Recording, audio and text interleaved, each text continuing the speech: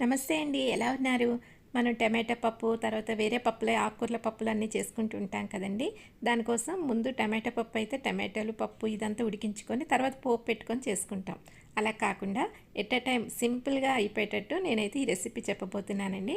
ముందుగా పోపు వేసుకొని తర్వాత టమాటాలు కొంచెం చిన్న ముక్కలు కోసుకొని మగ్గించుకొని ఈ ప్లేస్‌లో ఆకుకూరన్న మీరు యాడ్ చేసుకోవచ్చండి. మనం తీసుకున్న పప్పుని చక్కగా కడిగి నానబెట్టి అందులో వేసుకోవాలండి. తర్వాత దాన్ని కూడా 2-3 నిమిషాలు వేయించుకొని ఉప్పు, పసుపు, కారం, ధనియాల పొడి, జీలకర్ర పొడి మీకు ఏది నచ్చితే అవన్నీ కూడా ఇప్పుడే మీరు యాడ్ చేసేసుకొని కొంచెం ఫ్రై అయిన తర్వాత వాటర్ పోసుకొని అంటే దానికి సఫిషియెంట్గా వాటర్ పోసుకొని విజిల్స్ అనేవి రెగ్యులర్గా పెట్టేదానికంటే ఒక 2 విజిల్స్ ఎక్స్ట్రానే పెట్టాల్సి ఉంటుందండి. అప్పుడే మనకి పర్ఫెక్ట్గా ఉడుకుతుంది అన్నట్టు. ఇంకా మళ్ళీ తీసిన తర్వాత దగ్గర చేయడం ఇలాంటిది ఏం అవసరం లేకుండా చక్కగా ఈ పప్పు గుత్తితో మెదిపేసుకుంటే మన పప్పు అనేది రెడీ అయిపోతుందండి. ఇది బ్యాచిలర్స్ కోసం తర్వాత హర్రీగా వంట చేసే టైంలో బాగా యూజ్ అవుతుంది. Thank you.